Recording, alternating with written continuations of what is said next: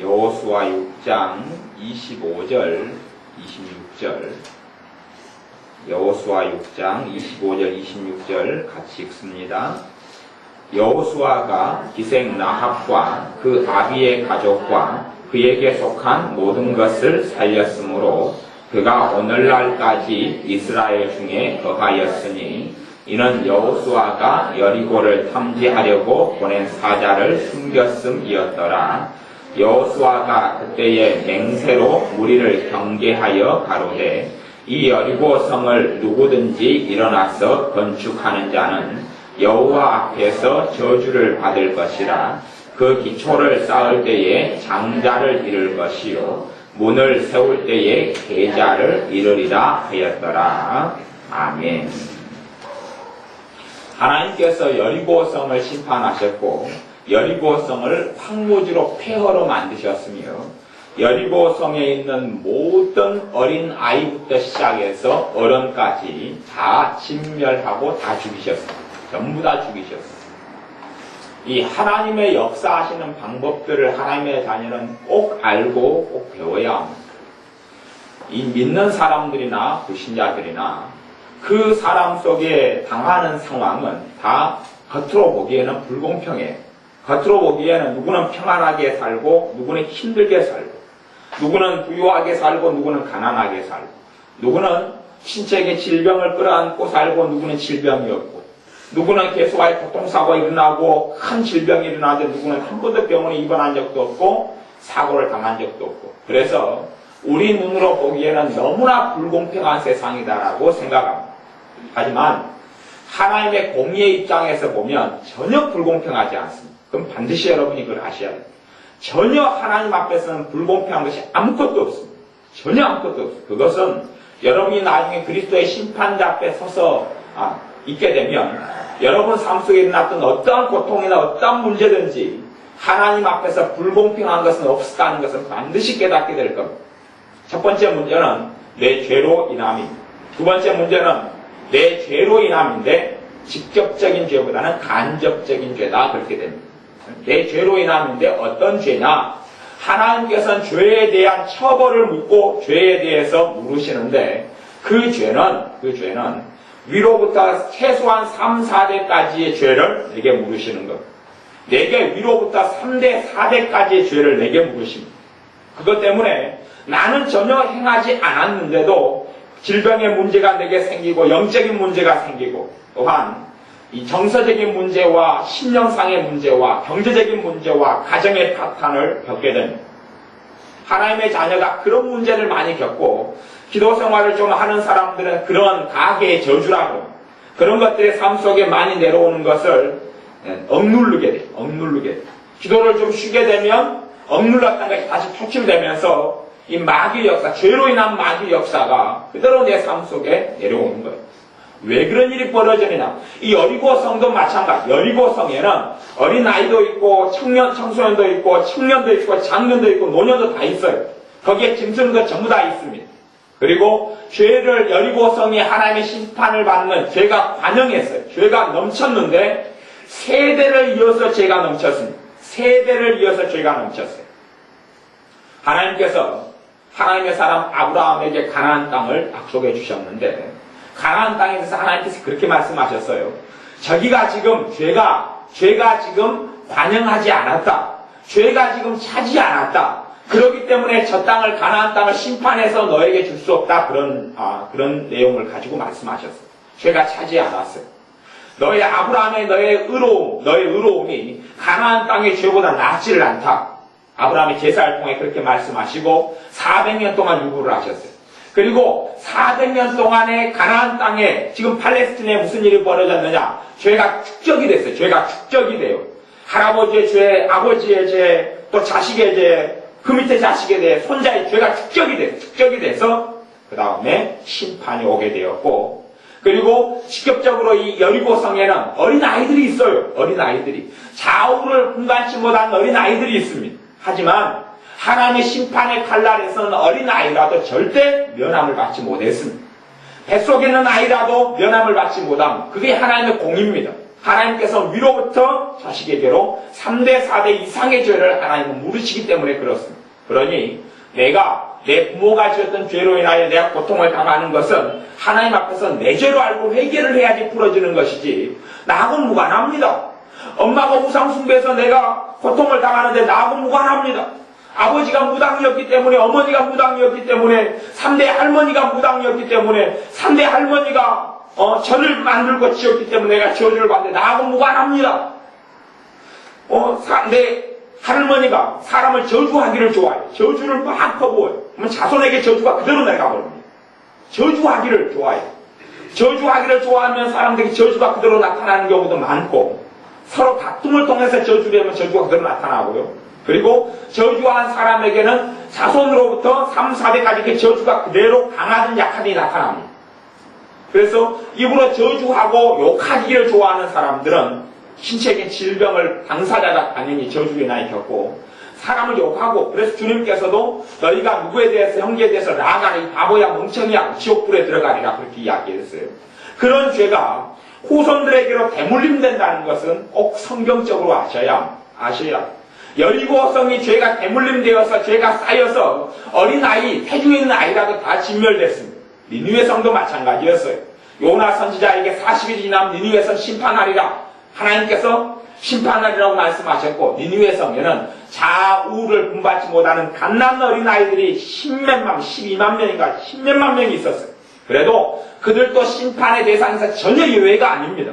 우리 잘못 없는데요? 우리가 무슨 잘못입니까? 나는 이제 아이 뱃속에 있어요. 나는 이제 임신 8주밖에 안 됐어요. 나는 한 달밖에 안 됐어요. 아니요.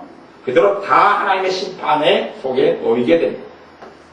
노아 때 이 세상에 죄가 관영했습니다. 노아 홍수 때 점점점 죄가 찼어요. 점점 죄가 차서 그때 갓난아이든 짐승이든 뭐든지 전부 다 그 죄로 인하여 심판을 받았습니다.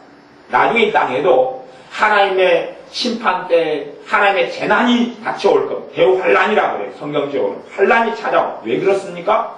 우리가 지은 죄가 미국이든 한국이든 인도네시아든 인도든 점점점 쌓이고 관영하면 대환란이 거기서 오는 거예요. 왜? 대환란이 하나님의 공의 때문에 오는 거예요. 하나님의 공의 때문에. 죄만큼, 죄의 무게만큼 오는 거예요. 쌓여서 오는 거라는 걸 아셔야. 한국의 6.25도 그만큼 죄가 쌓여서 오는 거예요. 쌓여서 왔던 거예요. 무지한 자의 피를 흘린 것이 누구는 갚아야 되는 것이. 그리고 이제 오늘 말씀을 여러분이 잘 못 알아먹는 분들은 제가 어떻게 못하겠어요. 어떻게 못해요. 알아먹고 들으면서 회개를 하시고 내절하고 회개하셔서 저주 문제를 꺼내야. 갈라디아 3장 말씀에 주님께 십자가에 달리심으로 우리의 모든 저주를 속량하셨다. 저주를 풀어주셨다고 이야기했어요. 봐보세요. 보면 어리석은 사람과 정말 무식한 사람들은 내가 예수 믿는 순간 자동으로 저주 문제 해결했다고 해요. 저주 문제 해결됐으면 질병이 한 번도 안 걸려야지요. 왜 예수 믿으려고 질병을 거치라 그럽니까? 예수님 십자가에 달릴 때 내 모든 죄를 위해 죽어주셨어요. 그러면 모든 죄를 위해 죽어주셨는데 내가 뭐 해야 돼요? 회개해야지, 죄 지을 때만. 그래야지 주님의 십자가 보혈이 내 것이 된단 말이에요. 저주 문제가 있는데 그것을 주님의 보혈을 통하여 해결하지 않으면서 내가 해결되기를 바라는 것은 굉장히 어리석은 사람이에요. 굉장히 무식한 사람이다 그러는 거예요. 지금 오늘 말씀에는 하나님께서 심판하신 여리고성이 진멸되고 어린아이까지 다 죽습니다. 전부 다 죽습니다. 그리고 하나님께서 여리고성에 대하여 저주를 선포하라고 했어요. 25절에 보면 여호수아가 그때에 맹세로 무리를 경계하여 가로되 이 여리고성을 누구든지 일어나서 건축하는 자는 여호와 앞에 저주를 받을 것이라. 하나님이 진멸했는데 건축하는 자는 저주를 받을 것이라. 그 기초를 쌓을 때 장작 마다들이 죽을 것이고 문을 세울 때 대장 막내 아들을 이르리라. 이렇게 심판했어요. 이렇게 저주를 했어요. 이때는 지금 어마어마한 시간이 흘러 과거의 일입니다. 그리고 이제 성경에 이것이 이루어지는 장면이 성경에 기록되어 있는데 열왕기상 16장 34절에 있습니다. 찾을 수 있는 분만 빨리 찾아서 읽어보겠습니다. 열왕기상 16장 34절 아무 분들이 잘 들으시면 됩니다. 열왕기상 16장 34절 제가 찾아서 제가 읽어보겠습니다. 열왕기상 16장 34절 제가 읽습니다.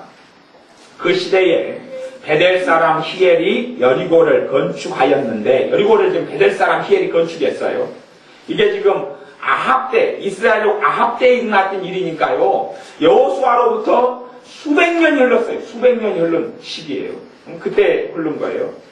지금 건축하였는데 저가 그 터를 쌓을 때에 맏아들 아비람을 잃었고 여리고성 터를 이 사람이 지금 쌓았는데 맏아들 아비람이 죽었어요. 그리고 그 문을 세울 때에 말제 아들 스굽을 잃었으니 여호와께서 눈의 아들 여호수아로 하신 말씀과 같이 되었더라. 여호수아가 한 말이 누구의 말씀이었다고요? 하나님의 말씀이었다니. 하나님께서 여호수아를 통해 이야기했다는 거예요. 하나님의 저주의 선언이. 그러면 여기서 죽은 두 아들을 생각해 보세요. 맏아들 아비람이나 막내 아들 수굽이나 무슨 죄가 있어요? 그죠? 무슨 죄가 있어요? 무슨 이유 때문이에요? 왜? 죄를 지었으면 그 여리고성을 짓는 사람이 저주를 받아야 될 거 아니에요? 아버지가 죽어야죠, 아버지, 베델 사람이 히엘이 지었는데 왜 맏아들이 죽고 막내 아들이 죽느냔 말이에요. 그게 하나님의 심판의 원리예요. 그게 하나님의 심판의 원리입니다. 그걸 꼭 아셔야 돼요. 그게 하나님의 심판의 원리예요. 조상으로부터 좋은 미술, 그림을 잘 유전자를 쭉 받으면 죄도 같이 받고 저주도 같이 받는 거예요. 좋은 걸 받으면. 그렇기 때문에 내가 하나님을 잘 섬기면 내 후손들에게 하나님의 축복과 은혜가 흘러가는 거예요. 내가 신앙생활도 어정쩡하게 하고 심지어는 신앙생활하면서 교회 안에 분란 있고 다툼을 있는 사람은 자자손손히 저주를 받게 되고 신앙생활 하더라도 마찬가지예요. 그리고 또 믿다가 주님을 배신하고 떠난 사람들도 저주가 많이 임하고 우상숭배 속에 사는 사람들도 자손들이 그러니 자손에 대한 책임은 부모가 대부분 지는 거예요. 그 위에 아버지, 할아버지가 지는 거예요. 그게 불공평하다고 절대 말할 수는 없는 거예요. 대신 예수님께서 나를 십자가에 죽으셨기 때문에 내가 그 저주를 해결할 수 있다는 것은 정확히 아셔야 돼요. 여러분이 세상을 좁게 살고 경험이 적으면 자기 경험 안에서만 세상을 해석하고 자기 경험 안에서만 생각하고 자기 경험 안에서만 성경을 해석해요. 여러분이 수없이 많은 사람들을 만나보고 수없이 많은 사람들을 겪으면 이 가계의 저주 문제, 위에서부터 흘러드는 저주 문제가 얼마나 심각하고 그것 때문에 극심한 고통을 당하는 사람이 이 땅에 얼마나 가득 찼다는 것을 알게 됩니다. 근데 자기가 좀 평안한 사람들은 이 가계 저주 문제를 이해하지 못해. 많은 목사님들이 이것을 부인하는 사람들이 많이 있어요. 왜 그렇게 악하고 어리석냐 그러면요. 그 사람들은 자기가 2세대 신앙이 3세대 신앙이니 그런 사람들이 목회를 하고 신학을 합니다. 그럼 그 사람들에게는 평안해요? 힘들어요? 평안해요. 자기에게는 딜레마가 아니고 고민의 문제가 아니에요. 자기는 평안하니까. 교인이 겪는 고통과 그 가게 저주로 인한 악한 영들의 역사를 이해해요? 못해요? 못하는 거예요. 정신 나간 인간이 되는 거예요. 더 기도해라. 더 찬양해라. 성경 더 봐라. 그런 식의 답을 제시하는 절대 그렇게 되지 않아요. 우상 숭배로 인하여 악한 영들의 역사가 저주가 얼마나 내려오는데 그래서 로마서에도 너가 죄를 행하면 너가 악을 행하는 것이 너가 아니라 너 속에 거하는 죄니라 그렇게 이야기하는 자기가 내가 선을 행하고자 하나 선을 행하지 못하게 되는 의지 박약이 일어나고 내 마음이 원하는 대로 내가 행치 못하는 일이 벌어지는데 그것은 너가 아니다. 너 속에 거하는 죄니다. 무슨 말입니까? 그것을 신학적으로는 아담이 지은 죄가 누구 죄? 내 죄의 원죄라고 이야기하고 특별히 주님께서 묻는 죄는 내 조상의 죄를 물어요.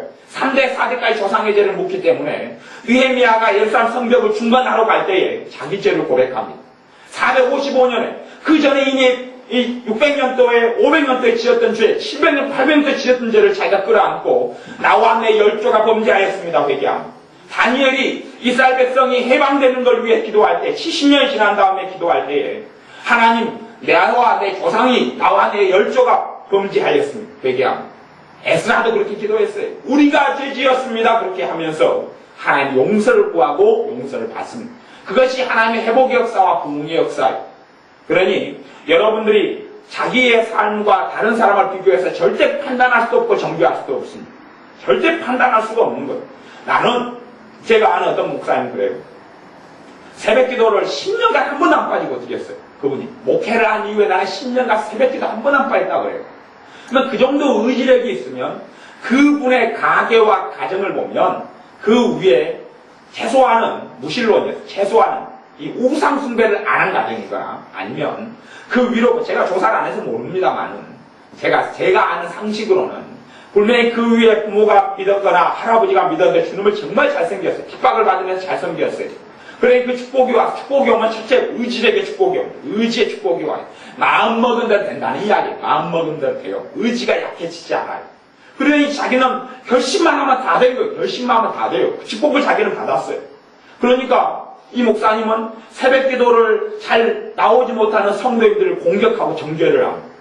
자기는 마음먹은 대로 되는데 당신들 왜 믿음이 없느냐? 믿음 때문이 아니고 하나님의 축복 때문에 그러는 거예요. 그것을 이해를 하지 못하는 경우가 많이 있습니다. 우리의 삶 속에 세 가지, 내 개인적으로는 세 가지 문제가 일어납니다. 가계의 저주, 조상의 죄로 인하여서 세 가지 문제가 일어나요. 첫째는 영적인 문제가 일어납니다. 믿음이 깊어지지 않아요. 내가 노력하고 애쓰는 것만큼 주님과 은혜가 친밀해지지 않고 은혜가 임하지 않고 말씀의 은혜가 임하지 않고 기도가 잘 되질 않아요. 발버둥을 쳐야 돼요. 영적인 하나님 관계에서 내가 5년의 신앙생활, 딴 사람이 1년 신앙생활 할 때 박차고 나가는 것을 잘 안 되는 부분도 있어요. 그리고 영적인 문제에서 소모되는 기도를 참 많이 해야 돼요. 소모되는 기도. 이 가계의 저주 문제 해결하지 못한 사람은 소모되는 기도를 많이 해야 돼요. 딴 사람은 1시간 기도하면 1시간 기도가 다 축복으로 오는데 내가 1시간 기도하면 30분은 이 마귀 역사를 누르는 데 쓰게 돼요. 누르는 데 쓰게 되고 이 감정 정서를 지키는 데 쓰게 되고 나머지 30분만 이렇게 내게 축복이 되는 기도로 바뀌어지는 뭐 그런 좀 극단적으로 제가 설명하자면 그런 일들이 많이 벌어지는 거예요.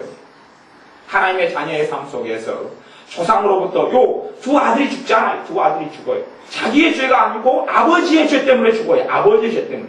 하나님은 그렇게 물으시는 겁니다.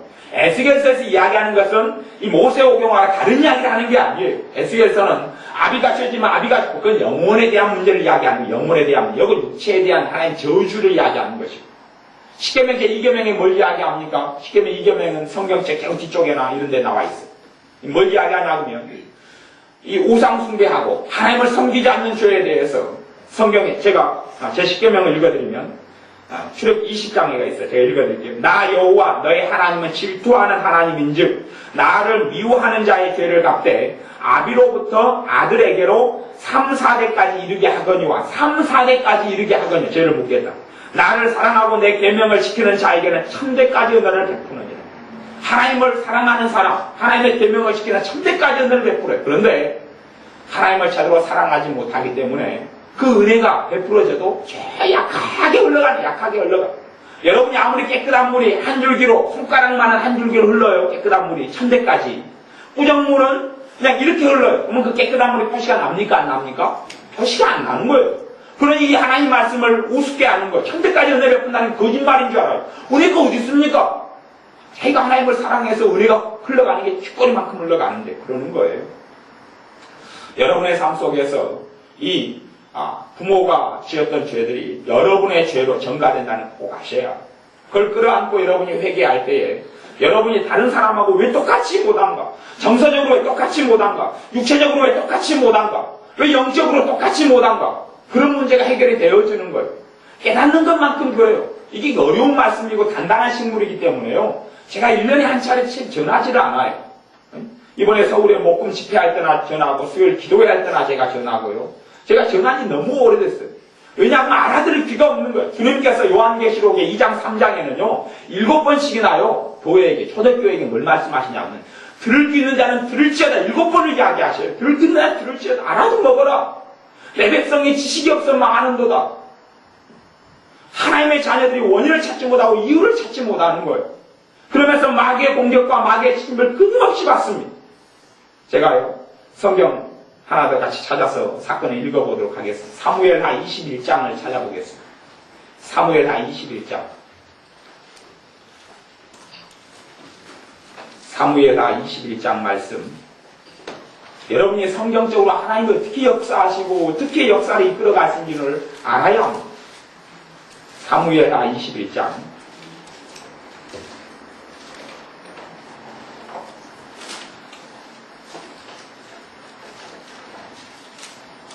사무엘하 21장 1절부터 6절까지 읽어보겠습니다. 잘 들으시면 됩니다.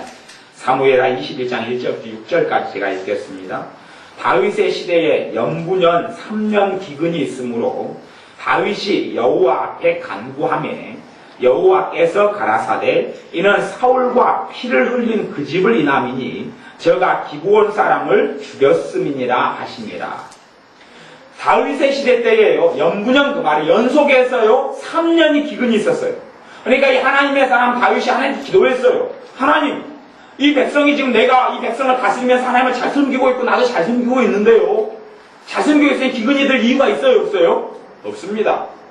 우리의 삶 속에 문제가 일어나는 것은 뭐라고 이야기해도 죄 때문에 일어납니다. 그걸 성경에서 명백히 밝히는 거예요. 근데 그것이 내 죄가 아니고 위에서 흘러내려오는 죄인 경우가 너무 많이 있어요. 그걸 해결하지 못하면 내게 끊임없는 연약함이 생겨나. 또 마찬가지로 내가 죄를 지으면서 후손에게 죄를 넘겨줘 버려요. 후손에게 죄를 넘겨주니까 내 자식이 고통을 받을 수밖에 없어요. 뭘 고통을 받아요? 어디에서 원인을 찾습니까? 원인 찾기가 어려운 거예요. 해결을 못하니까. 주님의 십자가의 보혈이, 영원한 보혈이, 영원한 피가 단지 예수 믿을 때만 필요하다고 착각하는 거예요. 그리고 자녀로서 여러분들이 사기꾼을 만나서 사기를 당한 일이 있다 보면 위에서부터 어딘가 내 조상 중에 하나가 십중팔구 남의 돈을 사기쳐먹고 갈취해먹은 일이 있기 때문에 하나님이 그런 사람한테 보호가 안 일어나는 거예요. 대신 깨어있어 기도하는 사람은 그걸 피하겠죠. 하지만 그 죄로 인하여 사탄은 그걸 공격할 수 있는 권리를 얻게 되는 거예요. 권리를 얻게 되는 거예요. 남을 저주한 사람이 내 삶 속에 그러한 고통사고가 난다, 큰 사건이 나타나서 저주가 나타나는 거예요. 봐보세요. 여러분이 하나님께 자식을 위해서 기도해요. 잘 되게 해달라고, 축복해달라고. 축복이 임해요, 아니메요? 임합니다. 임해요. 그러면 우상 숭배를 통해서 몇 대로부터 자손을 놓고 마귀에게, 귀신에게 빌었어요. 악한 영들에게, 이 타락한 천사들이 귀신이에요. 사람이 죽으면 귀신이 안 돼요. 사람이 죽으면 천국과 지옥으로 하나님 예비한 곳을 가버려요. 이 땅에 있는 타락한 악한 영들이 사람 흉내내려고 장난을 치는데 귀신에게 빌어요. 악한 더러운 귀신에게 빌어요. 그러면 자손들에 대한 권리를 넘겨줘 버리는 거예요. 이거 마음대로 해라. 빈 것만큼. 자식을 위해서 내가 하나님께 빌면 하나님께 자손을 넘겨주는 거예요. 하나님 축복해 주옵소서. 그만큼 하나님 축복이 많은데 내 부모가 맨날 절에 가서 내 자식을 위해 빌었어요. 손을 비볐어요. 누구를 넘겨준다는 거예요? 자식 가지라는 거예요. 귀신한테 가지라는 거예요. 10년 하고 5년 하고 그만큼 권리를 차지해서 삶 속에 최소한 3년, 4년, 3대, 4대. 한 대가 30년이에요. 내 밑에 그러면 4대로 올라가면 내 자식 1대, 그 다음에 내 손주 2대, 증손주 3대, 고손주 4대까지 가는 거예요. 그 저주가 계속 흘러가는 거예요. 그렇게 흘러가니 그 안에 믿음의 사람이 나기도 어렵고, 그 다음에 정서적으로 건강하고 행복을 누리는 사람도 나기도 어렵고, 가정이 또 내가 남의 아내를 탐했어요. 위에 3대에서 남의 아내를 탐했어요. 그래서 남의 가정을 파탄으로 가냈다고 쳐요. 그러면 그 가정에서 가정의 저주와 가게 저주와 우상숭배가 극심하면 사람이 단명하고 많이 죽어요. 사건 사고는 많이 죽어요. 우리는 생각하기를. 근데 그것이 없기 전에 내가 믿으면서 이 가게 저주 문제를 빨리 해결을 해버려야 돼. 해결하지 못하고 미루고 알지 못하고 깨닫지 못하고 자동으로 어떻게 되겠지. 상상을 해보세요. 여러분 부적이 여기 있어요. 부적이 있는데 부적을 넣었어요. 여기 호주머니에 넣어놓고 예수님 영접했어요. 믿었어요. 믿으니까 부적이 불타버리는 거예요. 자동으로요. 여러분 집에 부적을 붙여놨어요. 예수님 믿으니까 부적 없어져요? 아니면 여러분 처리해야 됩니까? 여러분이 처리해야 돼요. 여러분 집에 불상을 가지고 있어요. 예수님 영접하면 불상이 자동으로 없어져 버려요? 아니면 불상을 다 처리해야 됩니까? 처리를 해야 돼요. 처리를 안 하면 안 되는, 그게 상식이에요. 상식적인 신앙 좀 있어야 합니다. 저주 문제가 그대로 흘러내려와요. 그래서 갈라디아서 3장 말씀에는 하나님께서 이 세상을 죄 아래 가두었다고. 죄 아래 가둔 건 뭐예요? 이 죄의 권능은 율법이라고 이야기해요. 율법 안에 이 세상이 다 가두어졌어요. 저주 안에, 율법의 저주 속에 가두어졌어요. 신명기 28장의 저주 목록을 보세요. 얼마나 어마어마한지. 하나님의 말씀을 순종하지 아니하는 자의 그 저주가 고스란히 다 임하는데, 죄가 크면 클수록 그 저주가 강력하게 임해요. 지금 이제 제가 성경 읽어볼게요. 사무엘하 21장 1절에 그래서 다윗이 3년간 기근이 연타로 있었어요. 계속 너무 고통스러운 거예요. 죄가 없는데, 특별한 문제가 없는데, 그래서 다윗이 기도합니다. 다윗이 기도했더니 하나님께서 응답하시기를 사울과 피를 흘린 그 집 때문이다. 그러면 사울은 이스라엘 초대 왕이고 다윗은 두 번째 왕이에요. 그러면 사울 왕은 죽었어요? 안 죽었어요? 죽었어요. 진즉 죽었어요. 왜냐하면 여기는 지금 통합된 이스라엘을 통치할 때 다윗이 그러면 유다만 통치할 때가 7년간을 기간을 보냅니다. 7년간 기간 보내고 8년째부터 이제 통합된 이스라엘을 통치해. 언제 일어났는지 모르겠어요. 근데 이미 사울 왕이 죽은 지는 최소한 7년 이상의 시간이 훨씬 많이 흘릅니다. 통치의 안정기 때 일어난 일이니까요. 다윗이 40년 통치했어요. 솔로몬 40년 통치하고 사울이 40년 통치했어요. 다 40년인데 지금 몇십 년이 흐른 다음에 일어난 일인지를 몰라요. 주석까지 뭐 이야기하지만 사실 뭐 이런 부정확한 일이니까. 그러면 사울이 죽은 다음에 오랜 후에 일어나는 것은 여러분이 아셔야 돼요. 그런데 뜬금없이 하나님께서 뭘 물으셔요? 지금 기브와 사람들을, 이 기브원 사람들을 죽인 죄를 하나님이 물으신 그 저주가 나타나버린 거예요. 나타나버렸어요. 이스라엘 전체에. 그리고 이제 2절. 기브원 사람은 이스라엘 족속이 아니요 아모리 사람 중에서 남은 자라. 이스라엘 족속들이 전에 저희에게 맹세하였거늘 사울이 이스라엘과 유다 족속을 위하여 열심히 있으므로 저희 죽이기를 꾀하였다. 그래서 기브원 사람들이 많이 죽였어요. 다른 민족, 아모리 사람들이 거기에 살았던 거예요. 같이 살았던 거예요. 언약을 맺어가지고 너희를 해치지 않겠다 그러고 그들을 데리고 살았어요. 데리고 살았는데 이 사울 왕이 다른 민족을, 아모리 족속을 죽여버리려고 꾀해가지고 많이 죽여버렸어요. 왜냐하면 자기 이스라엘 민족을 잘되게 하기 위해서, 마음에 들게 하기 위해서. 그렇게 죽였고, 그래서 이에 왕이 기브온 사람을 불러 물으니라. 이제 다윗 왕이 기브온 사람을 불러서 사실 여부를 물었어요. 그리고 23절에 다윗이 저희에게 묻되 내가 너희를 위하여 어떻게 하랴? 어떻게 내가 해줄까? 어떻게 해야지 너희가 저주를 풀겠느냐? 용서해 주겠느냐? 이 이스라엘 용서해 주겠느냐? 너희를 지금 오래전에 죽였는데 어떻게 해야 너희가 용서해 주겠느냐? 어떻게 하랴?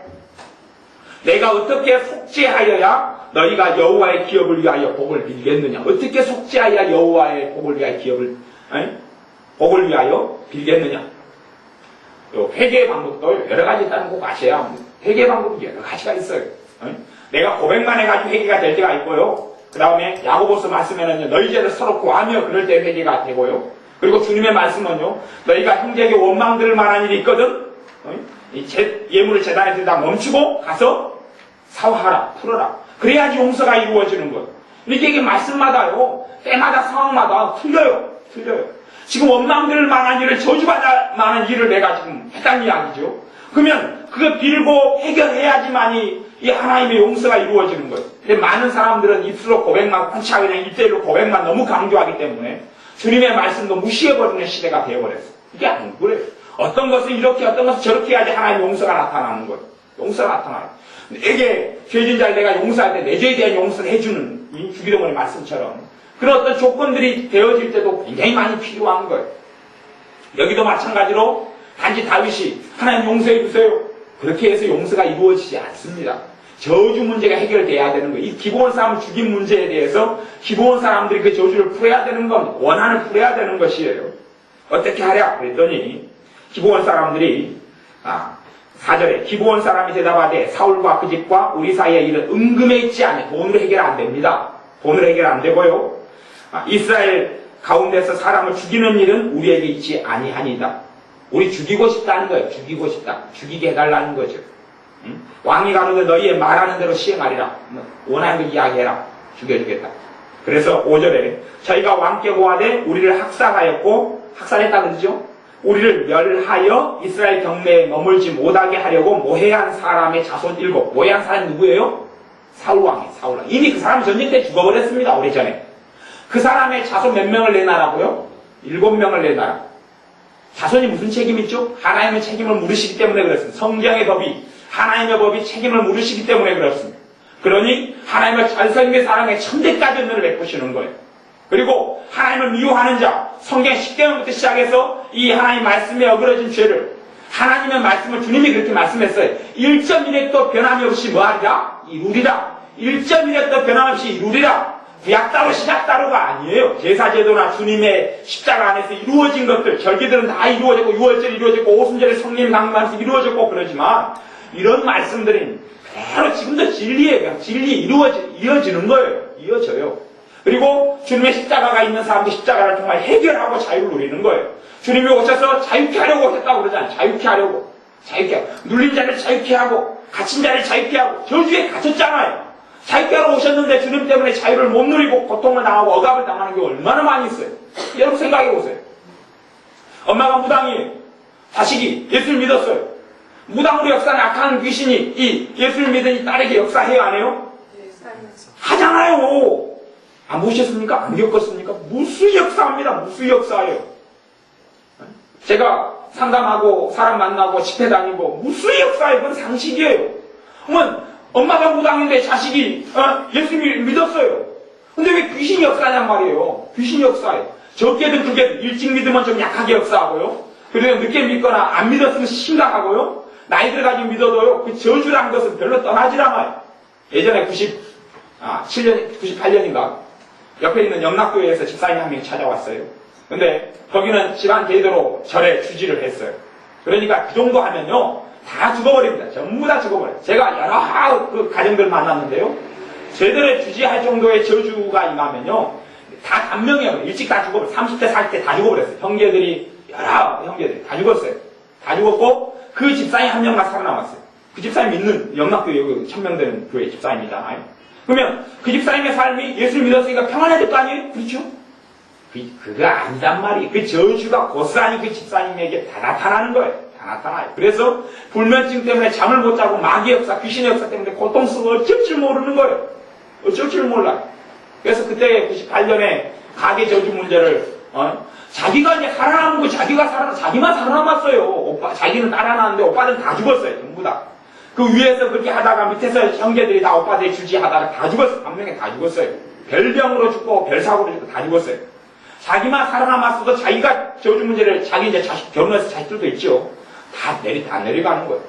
자기가 해결해야 돼. 하나님 앞에 섰어요. 하나님 앞에 자기가 책임지고 해결해. 누가 책임질 거예요 도대체가. 자기가 책임지고 그걸 회개해야 돼. 책임지고 회개해야 돼. 근데 그것은 사실은 말씀을 깨닫는 게 쉽지 않아. 어쨌든 간에 그때 불면증이나 심한 그 고통 속에서는 많이 자유케 대해서 갔어요. 지금은 모르겠어요. 시간이 오래 흘렀어요. 하지만 저주 문제는 다 이해하지 못했고 그런 부분 가지고 심각하게 자기가 죄인으로 느끼고 하나님께 나아가지 않았어요. 여러분이 가정의 저주 문제를 해결하려면 여러분이 심각하게 자기 죄인 것을 인식을 해야 그렇지 않으면 안 되는 거예요. 대신 시작점은 이분하고 동의하고 고백하는 것이 시작점이지요. 근데 심각하게 내가 느끼지 않으면 해결의 실마리를 보지 못해요. 주님 앞에서 내가 죄인이고 내가 죄를 짊어져야지 주님께 내어줄 수 있는 거예요. 주님 내 탓이 아니에요. 회개를 안 받으십니다. 원망하는 사람들의 회개는 절대 안 받습니다. 주님 내 엄마 탓이에요. 내 아버지 탓이에요. 내 부모 탓이에요. 원망하는 사람들 하나님 절대 기뻐하지 않습니다. 주님 내가 책임지겠습니다. 그러나 죄의 짐을 내가 감당할 수 없으니 주님의 십자가 앞에 내려놓겠습니다. 내 주님이 해결해 주십시오. 아직 하면 주님이 해결합니다. 주님이 나를 위해 죽으시고 부활하셨기 때문에 주님이 해결하기 시작합니다. 그러니 하나님의 자녀가 이 땅 속에서 고통을 당할 이유가 없어요. 질병을 주님께 채찍에 맞으면 너희가 병나음을 입었도다. 말씀에 선포됐어요. 말씀에 신약 구약이 다 선포되어 있어요. 근데 믿는 사람의 병이 있어요 없어요? 있잖아요. 질병의 저주가 있잖아요. 가시원 꿈깨 그대로 있잖아요. 저주를 담당해 주셨는데 예수님의 이름으로 고쳐야 되기 때문에 그러는 거예요. 예수님의 이름을 통하여 저주를 해결해야 되는 거예요. 질병이 저주를 해결해야 되는 것이지 자동으로 절대 되지 않아요. 자동으로 된다고 기대하는 어리석은 믿는 사람들이 굉장히 많은데 절대 되지 않아요. 절대 되지 않아요. 그래서 이제 계속해서 읽어보면 사무엘하 21장 그래서 6절에 자손 7을 내어주소서 여호와의 빼신 사울의 고을 기브아에서 우리가 저희를 여호와 앞에 목매어 달겠나이다. 왕이 가로되 내가 내어주리라. 요 하나님의 사람 하나님 마음에 합한 사람 다윗이 왜 내어준다 그럽니까? 사울이 지은 죄 때문에 사울의 자손 7을 지금 목매달아 죽이겠다는 이야기잖아요. 그러면 하나님의 사람이 하나님의 뜻을 하나님의 말씀을 잘 아니까요 모르니까요? 아니까 그런 겁니다. 잘 아니까. 아니까 이게 하나님의 뜻인 줄 알고 자손 7을 내어주겠다고 이야기하는 겁니다. 그리고 자기가 사랑했던 요나단의 아들 하나만 남겨요. 그것은 사울 왕의 친손자죠. 친손자는 남겨두고 사람을 고릅니다. 고르는데 8절에 보면 이게 이야의 딸 리스바, 이야는 이야의 딸 리스바. 여기는 사울 왕의 첩이에요. 부인 중에 하나예요. 리스바에게서 곧 사울의 두 아들, 첩에서 난 사울의 두 아들 알모니와 무비보셋 두 사람 골라요. 알모니아 무비보셋 둘이 골라내고 또 사울의 딸 메라백에서 난 자, 곧 무골라 사람 바실레의 아들 아드리엘의 5 아들을 찾고 이게 외손주가 되는 거예요.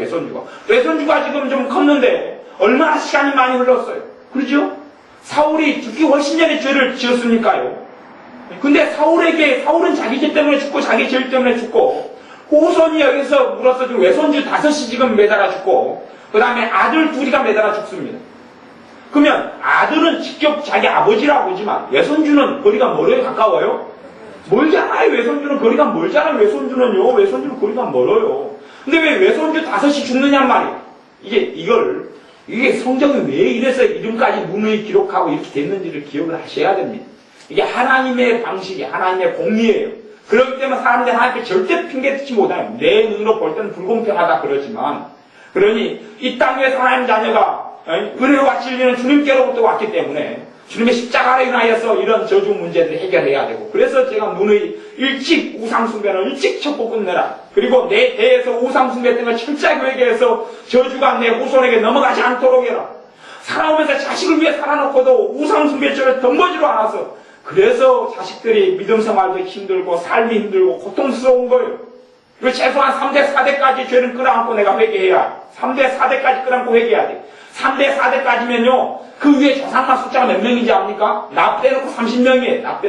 1대 2명, 2대 4명, 3대 8명, 4대 16명 합치면 30명이고 나까지 31명이에요. 내가 우상숭배했으면 낮에 우상숭배죄가 있지 30명의 우상숭배죄가 있어요. 그 안에 도대체 무슨 죄악을 저질러 있겠어요? 하나님 말씀과 그러니 무슨 죄악이 있겠어요?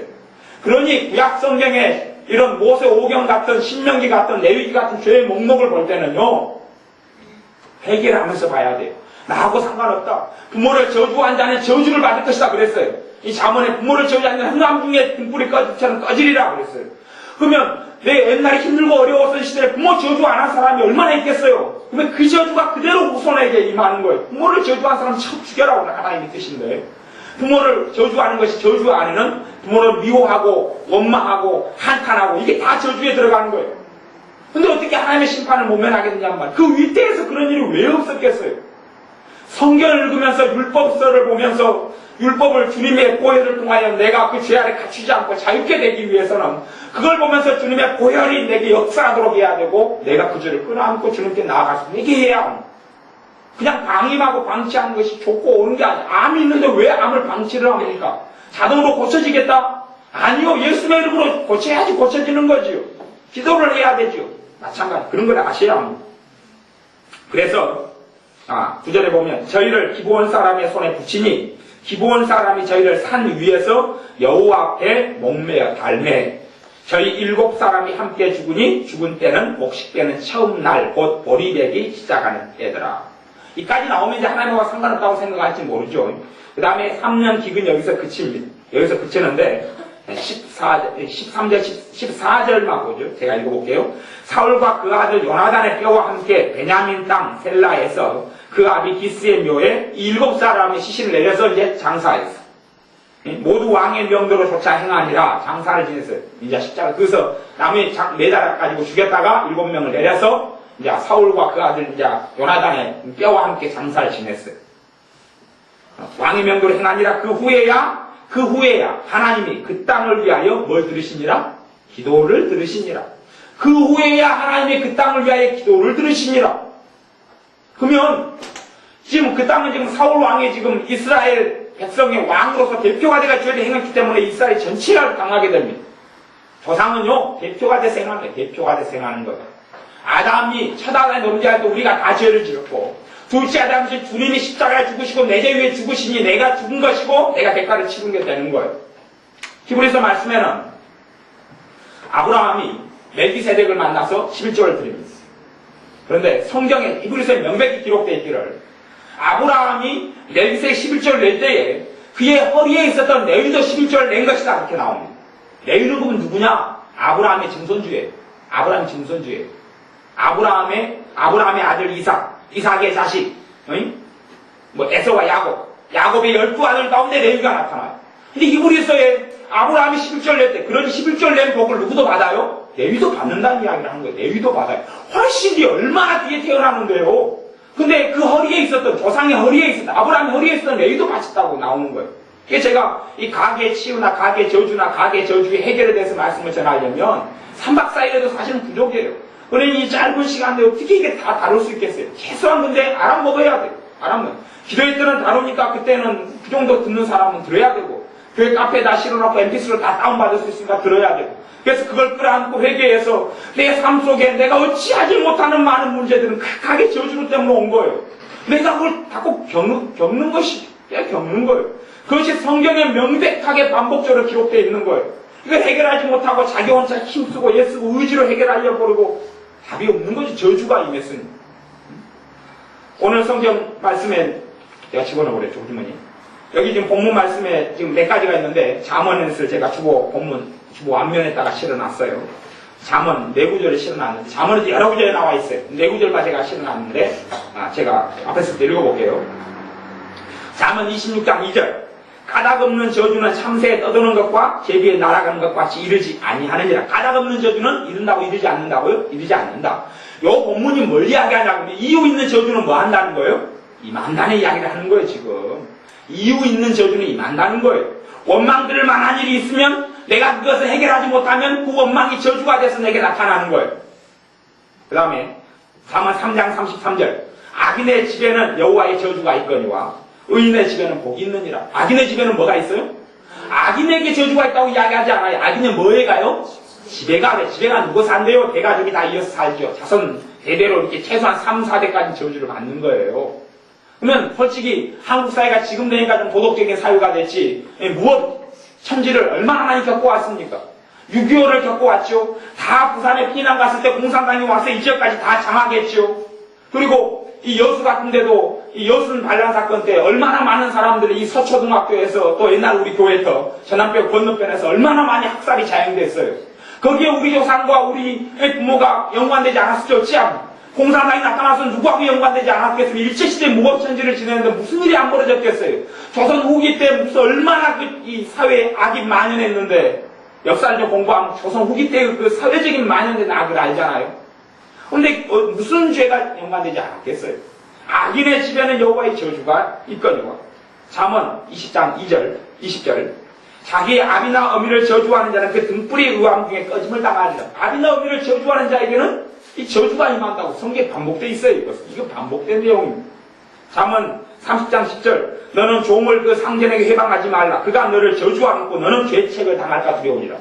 상전에게 그 종의 잘못과 허물을 이야기하면, 그가 저주하면 뭐가 임한다고요? 죄책. 저주가 임한다는 이야기예요. 저주가 임해요. 저 사람이 나를 있는 거라도 이야기해도 그러면서 나를 해를 끼쳤어요. 그러면 저주가 임한다고 이야기하는 거예요. 이런 기본적인 것들이 3대 4대를 이어서 하나님 자녀에게 내려오는 거예요. 여러분이 이제 해결을 해야 돼요. 해결을 해야 돼요. 그런데 가장 극심한 것은 일반적으로는 1대 것이 가장 문제가 많이 됩니다. 제가 일반적으로 보면 어떨 때는 3대 것이 가장 심각한 때도 있는데, 1대 것이 제일 문제가, 1대 것이라는 것은 내 부모 때 죄 중에서 가장 심각한 죄는 우상숭배죄가 돼요. 가장 심각한 죄는 우상숭배죄. 그것이 내게 가장 영향을 미쳐요. 그러니 당사자인 사람은 철저히 회개해서 밑으로 내려가는 것을 줄여야 되고, 그 다음에 부모가 그렇게 우상숭배 극심하게 했던 사람은 상식적으로 내가 그 자손을 태어나서 가보세요. 제사 지낸다고 맨날 귀신에게 빌었어요. 그러면 자손을 위해서 자기는 잘해준 것처럼 생각하지, 마귀에게 자손을 다 넘겨버린 것이니까요.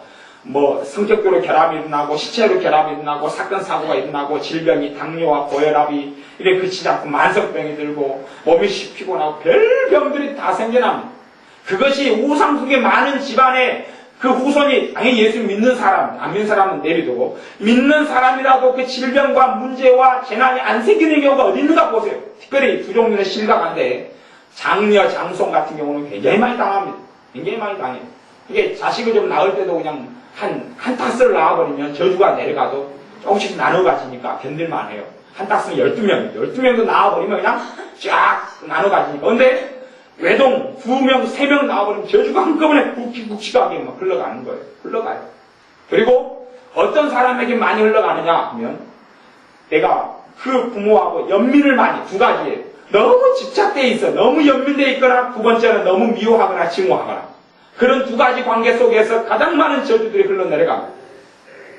삶 속에서 내 삶 속에 겪지 않아야 될 고통을, 경제적인 고통을 겪고 어려움을 겪고 안 만날 사람들 만나는 것도 다 그런 저주 때문에 연결되어서 하나님의 공의가 그대로 나타났다는 것 사실은 여러분이 주님의 심판자 앞에 서면 그 베일이 다 벗겨집니다.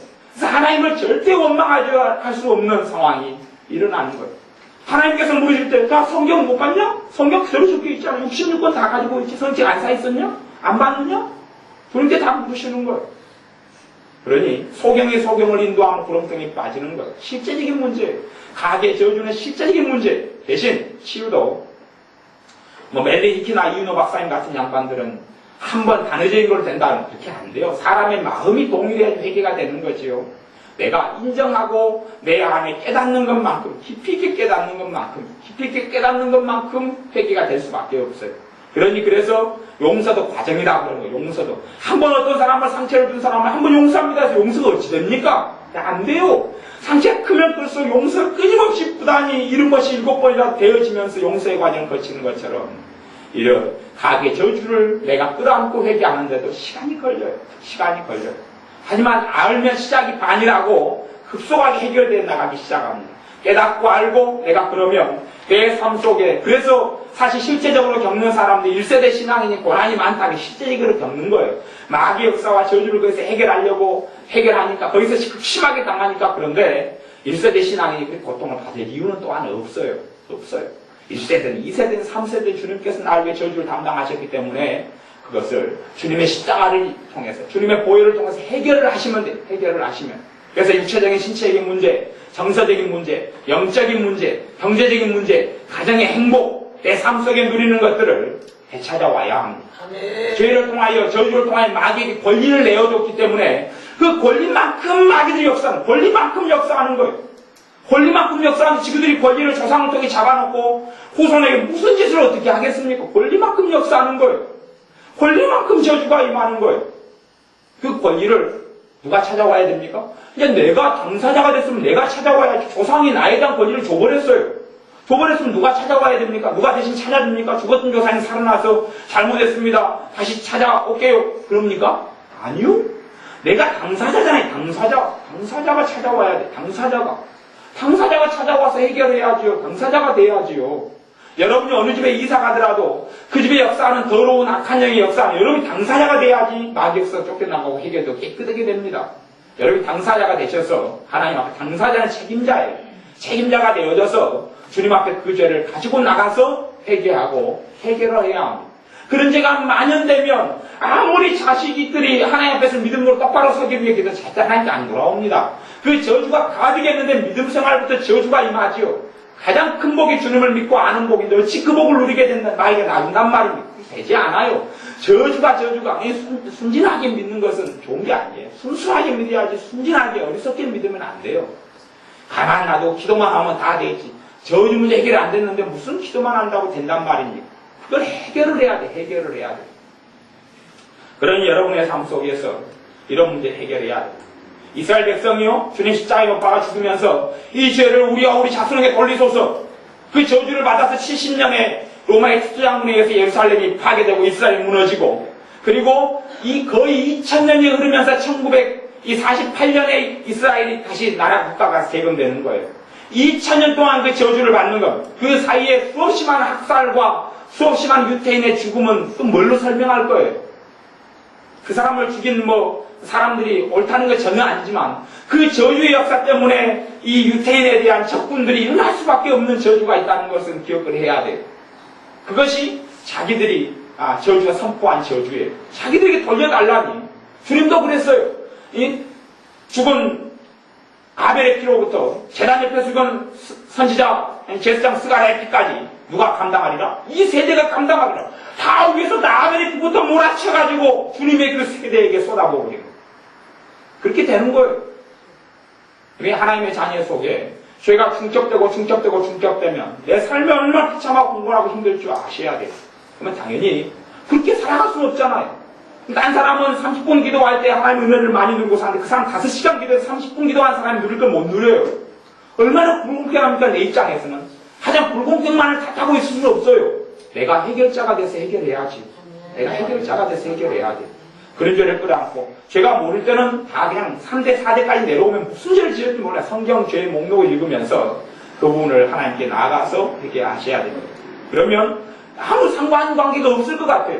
지금 여기 아까 기근하고 이 사울의 죄하고 뭐가 상관관계가 있을 것 같습니까? 도대체가 수십 년이 흘러버린 뒤인데요. 하지만 하나님은 정확하게 그걸 보고 과거를 현재처럼 보시고 상관관계를 물으시고 저주가 그대로 임한 거예요. 여러분의 삶 속에 하나님께 나아가서 그런 문제를 꼭 해결하셔야 합니다. 그리고 이 특별히 용서하지 못함의 문제는 심각하고, 부모에 대해서 상처받고 용서하지 못하는 사람들 부모의 저주가 직접적으로 굉장히 강하게 들어와요. 굉장히 강하게 들어와요. 부모를 원망하고 부모를 한탄한 사람들은 저주가 그냥 깊숙하게 들어와요. 깊숙하게 들어오고, 그 다음에 부모가 돌아가실 때 또 저주가 한 번 더 옵니다. 조상이 돌아가실 때 저주가 한 번 와요. 그까지는 제가 성경적으로 설명하려면 집회 때 제가 이야기했으니까 이렇게 카페에서 말씀 듣거나 그러시고요. 굉장히 분량이 많고 많은 이야기 해야 되는데 핵심은 그거예요. 여러분이 말씀대로 믿고 생각하시면 저희 문제 해결하셔야 된다. 그렇지 않으면 계속된 불공평 속에 살아야 된다. 계속된 억압과 계속된 압제와 계속된 마귀가 나에 대해서 권리를 얻어오는 거예요. 여러분이 불교 가서 돈 주고 자식 이름을 갖다가 올려놔요. 승려한테 빌어달라고 올려놓으면 승려가 이제 100일 기도도 하고 1000일 기도도 해줄 거 아니에요. 뭐가 임합니까? 저주가 그대로 임해. 저주가 그대로 임해. 저주가 그대로 임해. 저주가 그대로 임하죠. 뭐 어떻게 할 거예요, 그것이? 어떻게 할 거예요? 알아요, 몰라요? 모르잖아요, 자기는. 자기는 그렇게 된지 모르잖아. 3대 때 할아버지가 그렇게 해서 10년을 빌었다고 생각해봐. 10년을 자손들 위해서 자기 천지 10년째 빈다 해가 빌었어요. 우리 조상들에겐 다 그런 일이 있어요. 예외가 없어요. 다 그런 일이 있어요. 전부 다 그런 일이 있어요. 전부 다 그런 일 때문에 문제가 있습니다. 여러분이 자식 낳아보셨으니까 아실 거예요. 여러분 영적 상태가 좋을 때 자식 낳은 자식하고 믿음 상태나 마음 상태 안 좋을 때 낳은 자식이 틀립니다. 상태가 틀려요. 틀려요 같아요? 틀렸지요? 자식 굉장히 틀려버립니다. 여러분이 마음이 안 좋고 마음을 잘못 쓰고 마음에 고통이 심하고 슬픔이 심하고 원망이 심할 때 자식 낳은 자식하고 행복이 있고 기쁨에서 낳은 자식은 하늘과 땅 차이를 나타내버려요. 극심한 슬픔이 있고 서러움이 있고 절망이 있고 탄식도 낳은 자식은 저주가 대부분 그리 넘어가버려요. 저주가 그리 대부분 넘어가고. 왜 이 맏딸이나 맏아들에게 저주가 많이 내려가느냐? 여러 이유가 있지만 그 중에 한 원인을 들자면 한국 사람이 결혼해가지고 후회하는 사람이 별로 없거든요. 자식 낳을 때 되면은 방황하고 후회하거든. 해결하지 못하고 자식 낳으니까 많은 것이 넘어가버려요. 근데 감사해.